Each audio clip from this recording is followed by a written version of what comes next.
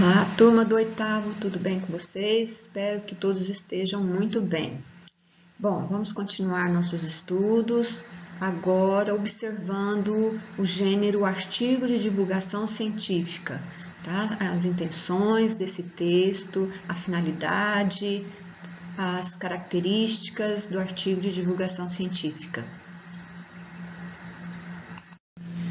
O artigo de divulgação científica, basicamente, ele é um texto expositivo, né? Tem a intenção de informar, dizemos que é um texto expositivo informativo, né? Tende a explicar sobre um tema científico, mas ele pode possuir sequências argumentativas, descritivas, buscando uma maior clareza aí nas explicações que o cientista, o autor queira transmitir.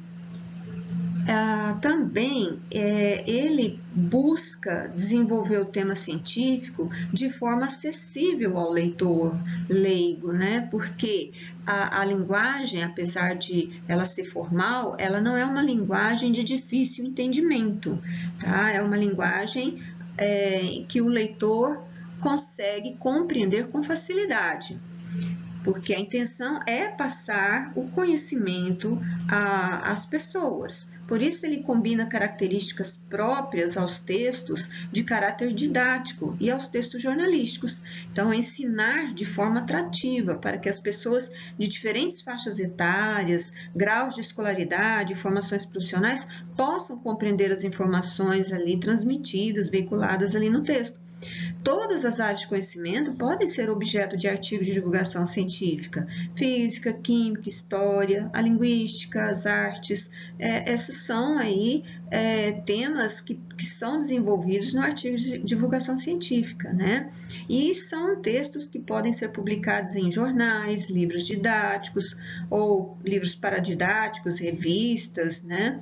Que possa atingir o maior número de pessoas possíveis aí, um público amplo e diferenciado que queira adquirir um conhecimento.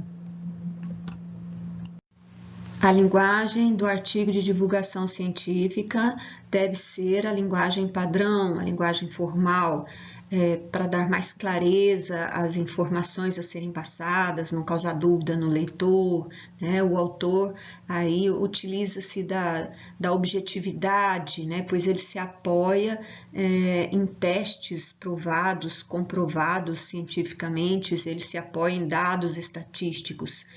O texto pode apresentar sequências argumentativas, né? Como a professora falou, é um texto expositivo, mas para esclarecer aí a situação, o problema, para esclarecer aí a questão aí do tema científico, o autor ele possa delimitar aí apresentando um raciocínio desenvolvido em um trabalho de pesquisa científica. Vamos fazer a leitura desse artigo de divulgação científica. O clima está esquentando, por Elisa Batalha. Você sabe o que é uma estufa? É uma caixa ou casinha de vidro usada por jardineiros e botânicos, onde se criam plantas que precisam de bastante calor para crescer. O vidro permite que o sol aqueça o ar dentro da estufa, que por ser fechada mantém esse calor. Mas e se o planeta inteiro ficasse preso dentro de uma estufa? Na verdade, isso já acontece. O efeito estufa é um fenômeno natural, regulador da entrada e saída de radiação solar e, portanto, das temperaturas do planeta. O problema é o tão falado aquecimento global, provocado pelo aumento exagerado do efeito estufa. Funciona assim: a fumaça produzida pelos carros e pelas indústrias contém diversos gases, entre eles o dióxido de carbono, e alguns desses gases ajudam a formar uma capa na atmosfera que diminui a capacidade que o planeta tem de se refrescar naturalmente, mantendo o clima propício para todos os animais, plantas e para nós humanos vivermos em harmonia com o ambiente. Percebemos então na construção aqui do texto uma linguagem formal. É uma linguagem formal, mas é uma linguagem de fácil entendimento. Não é uma linguagem complexa, difícil, complicada. Mesmo nos termos que aparecem aqui, como dióxido de carbono, esses termos científicos, eles são explicados, eles podem ser compreendidos no próprio texto. Olha, dióxido de carbono, né? Gases produzidos aí pelas indústrias, pelos carros, né?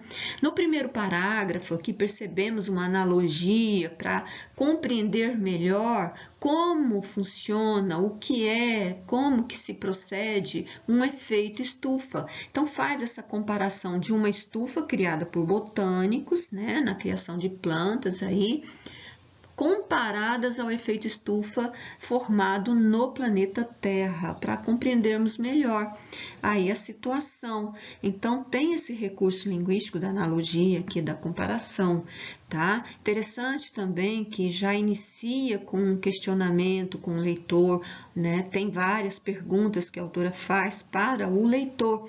Esse é um recurso muito bom, porque mantém o leitor aí atento ao que está sendo falado, né? Se aproxima do leitor com os questionamentos, leva o leitor a uma reflexão e é lógico que apresenta na sequência já a resposta. É um recurso linguístico bom já na construção do texto, que você vai fazendo o questionamento e já vai apresentando aí a explicação, a resposta aí.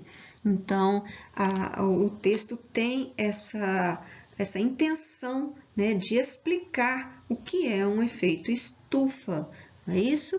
E mostra aí o lado bom, o lado ruim do efeito estufa. Então, é um fenômeno natural, tá? Então, aí ele já vai explicando o que é também um aquecimento global, certo? Vamos fazer a leitura do último parágrafo desse mesmo texto. No Brasil, uma das preocupações é reduzir o desmatamento, porque as florestas ajudam a retirar dióxido de carbono do ar e a equilibrar o clima. E como cada um de nós pode colaborar para evitar as mudanças climáticas provocadas pelo aquecimento global? A preocupação com o ambiente está ligada a hábitos simples, como produzir menos lixo, usar menos o carro, que tal um passeio de bicicleta e reciclar materiais, porque tudo consome energia de alguma maneira para ser fabricado.